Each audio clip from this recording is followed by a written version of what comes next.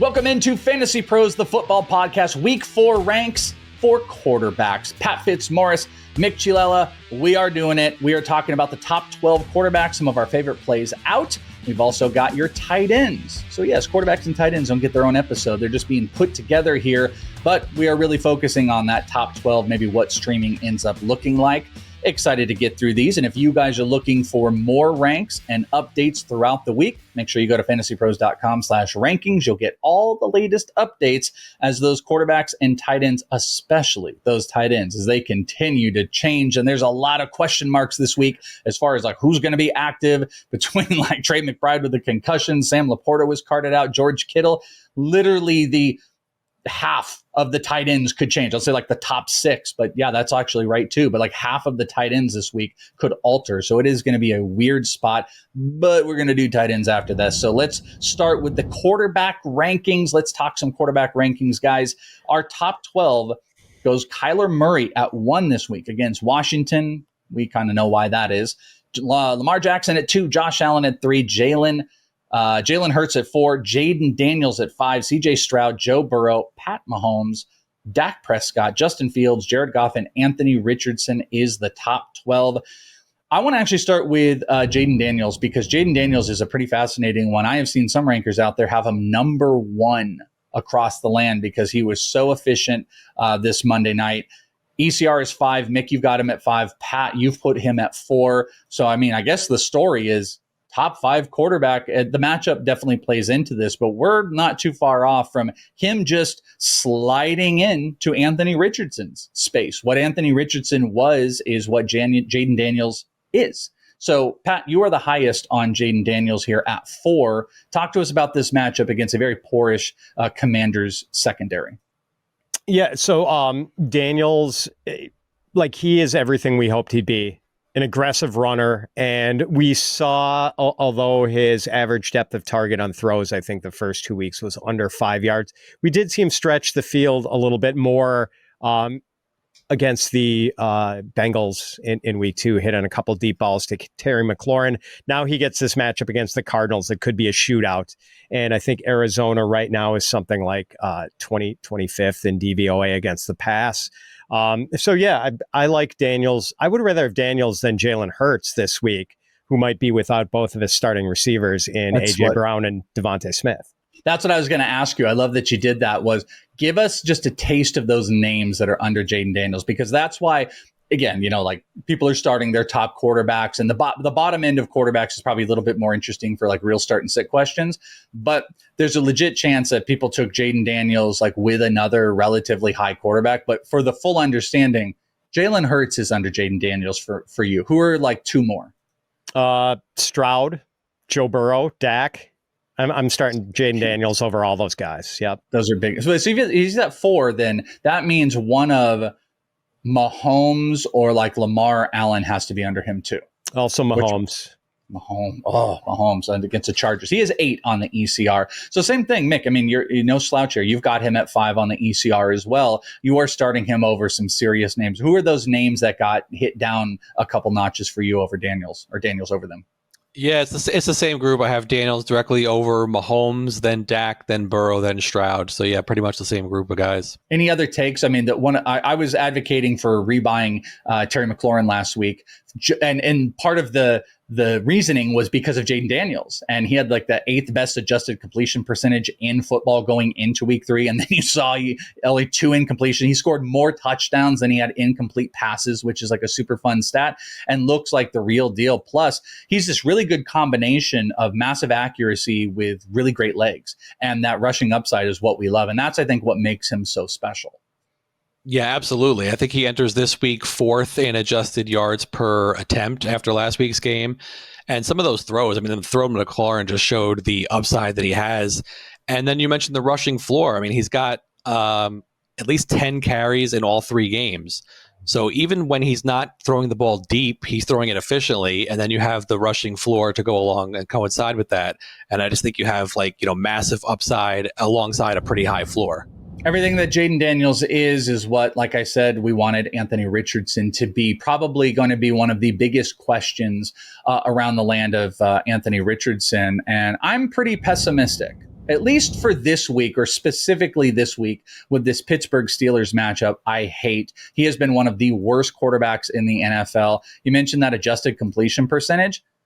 It's the bottom of the league. Bryce Young has a higher adjusted completion percentage than Anthony Richardson. He's making bad decisions.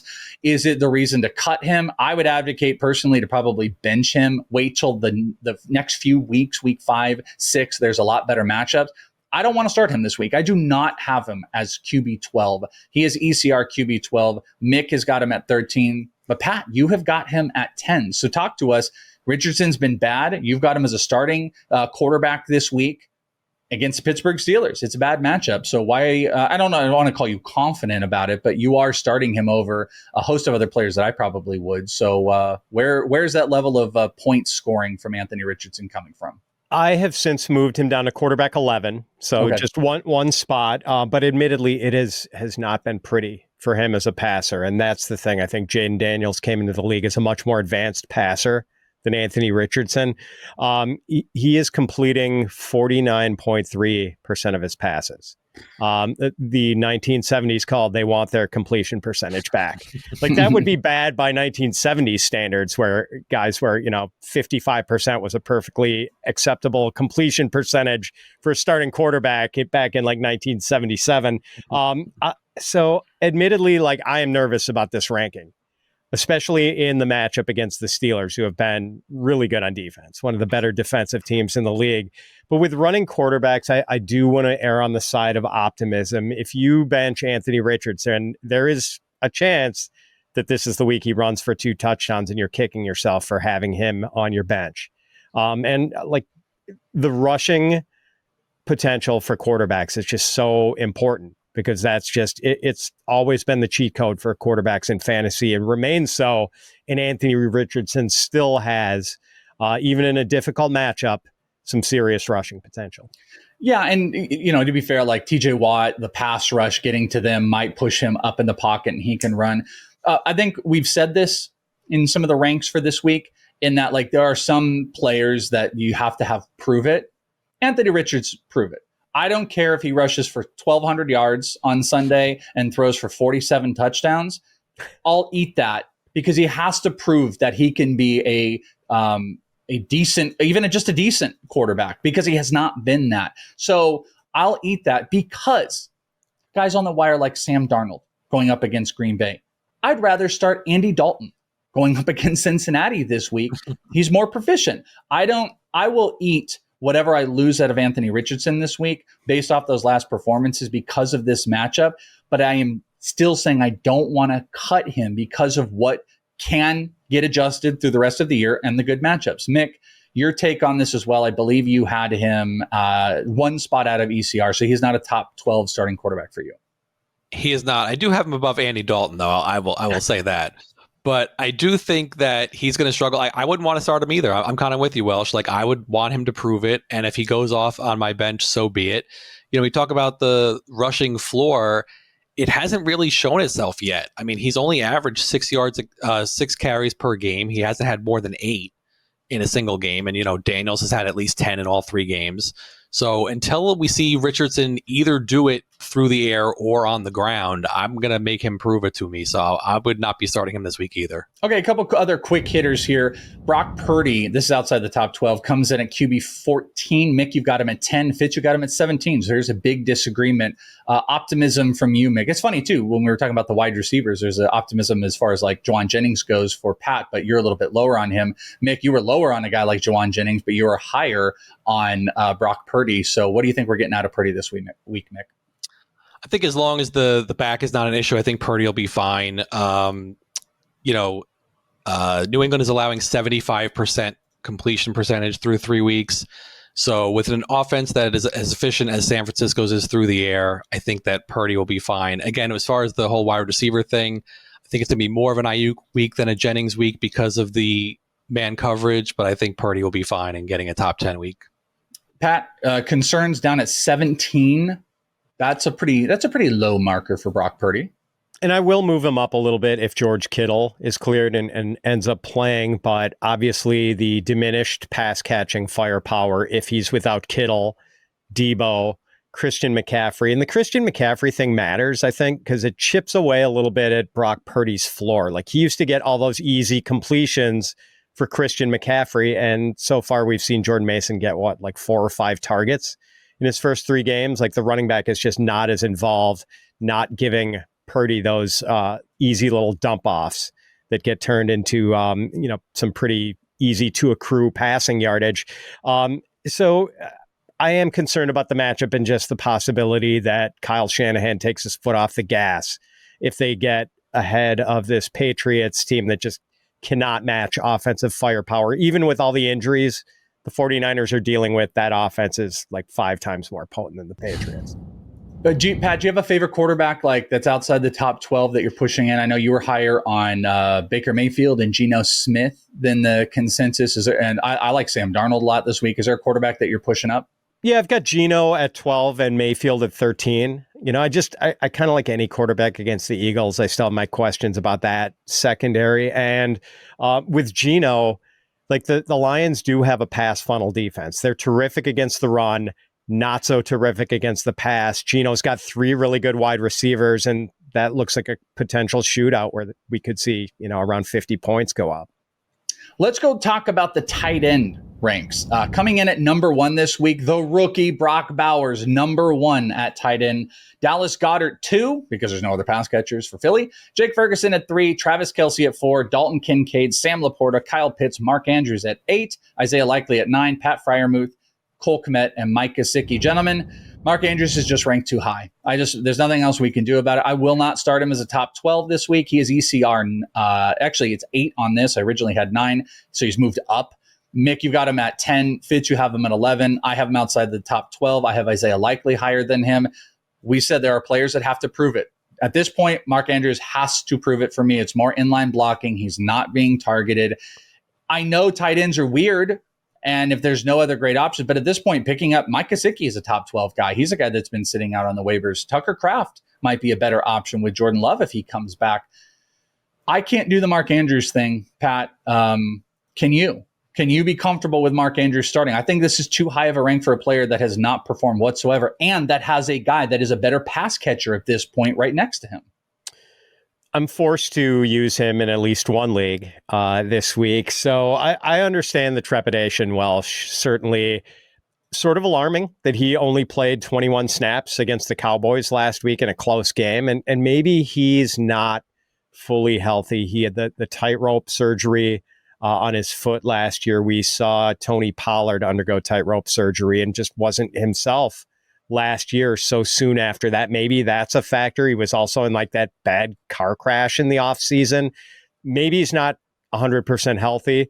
And then, as you sort of alluded to, Welsh, there's also the George Kittle factor with Mark Andrews, where he is a really good blocker. So sometimes the game scripts are just going to call for him to not run as many pass routes as you'd like to see. And that was the case last week. I think he ran 4 pass routes, just horrible usage. But then again, it's Mark Andrews. And if he is somewhat healthy, if these concerns about his health are unfounded and it turns out he is healthy, like we could get the 5-catch, 90-yard, 2-touchdown game out of nowhere, and people would be upset with themselves for benching him. So he is, to me, still at the back end of tight end 1 range. But then again, I mean, that's because look at what we've got. Like, we've got, Evan Engram and David Njoku. We don't know if they're going to play. Travis Kelce has been strangely unusable. Sam Laporta not being used anywhere the way he was in 2023 and now hurts. I thought we were going to have tight end depth this year. But I think that every year, and it's always like Charlie Brown trying to kick the football and Lucy pulls it away from me at the last second. Like, we're never going to have tight end depth. I'm going to stop talking myself into the possibility that we're going to have tight end depth because we just never do. When I hear starting Mark Andrews, all I hear is womp, womp, womp, womp, womp. Like you were saying, that's all that I hear. I can't do it. And if he goes off, I think it's okay. Obviously, some of us are not going to have options, Mick, and that's completely understandable. But who do you have higher, Likely or Andrews this week? That is a good question. I have Andrews at 10 and Likely at 11, so I'm kind of splitting the baby on that one. I think the issue with Andrews is I definitely think there are some issues with the tightrope surgery, and that could be a factor in his lack of production. But I think for me, I would rather trust his body of work than some of the other tight ends. You mentioned the issue with the position in general, and I think it's that I don't know who else I would trust more. I mean, all of these tight ends, it seems, for the most part, I looked up the top 15 tight ends, and I think 12 of them have had, like 60% or more of their production in one game so far this year. And then the other 2 games, they're doing nothing. Like Goddard had a 22-point game last week, but in his other 2 weeks combined, he scored 10.4 points. Cole Kmet scored 20.7. His other 2 weeks, he scored 5.6. So these guys are just not putting up consistent numbers. I know Andrews isn't either, but I think I trust his body of work more than some of those other guys in that range. I think a key to what you said too is specifically in your rank is you are low on guys like Freiermuth and Kmet. 17 for Freiermuth. Kmet, you got down at 20. Pat, you've got both of those tight ends as top 12 guys. You've got Cole Kmet as 12 and you've got Freiermuth at 9. I'm starting them both without question over Mark Andrews. So there is a depth question to this of what's available. But I think the Gesicki's, the Kmets, the Freiermuths, no brainer. I just start over it. And if you have that option, if you don't, and you are dealing with like Juwan Johnson or Mark Andrews, like sure, like the body of work speaks for itself, but the season doesn't. Pat, is there anything you want to add to Freiermuth or Kmet since you are dramatically higher than Mick? Yeah, I mean, Freiermuth has just been a good floor play. He's had 4 catches in all 3 games. He played 81% of the snaps last week, although he does have yet to get to 40 yards. But sadly, a 4-catch, 39-yard game probably puts you in the top 12 at tight end these days.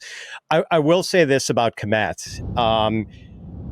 Early on, and I know like a lot of people get mad when they hear fantasy analysts like second guess NFL coaches. Like, what do you, they're NFL coaches. You don't know anything. Sure. But I would contend that we knew a lot more than Shane Waldron about what was best for the Bears at tight end, because I think every fantasy analyst thinks Cole Kmet is 10 times better than Gerald Everett, because he actually is. And I think it took Shane Waldron longer than fantasy analysts to figure that out, but he finally figured it out, and he started playing Cole Kmet well ahead of Gerald Everett the last couple of weeks. So last week, garbage time, a lot of production. But Kmet, 10 catches, 97 yards, a touchdown.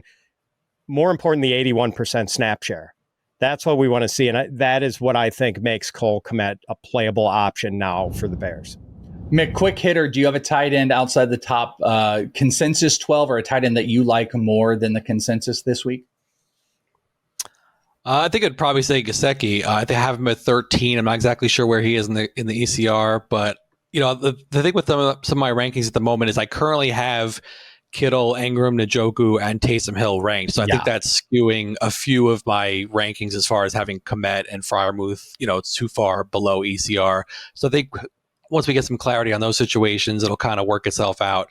But I do think that, I think it just Gesicki's in for a good game. I like Colby Parkinson as well. He could be a top 12 guy for me, depending on who's in and out this week as well. Yeah, McBride, Kittle, I have kind of the same situation. If you guys are looking for more ranks, again, fantasypros.com/rankings. You can check out all the tight end rankings for the week. Pat Fitzmaurice, Mick Cialella, love you both. Thank you guys so much for all the great ranks for both of these fine gentlemen. I am Chris Welsh. We will talk to you next time right here on the Fantasy Pros Football Podcast. Good luck in week 4.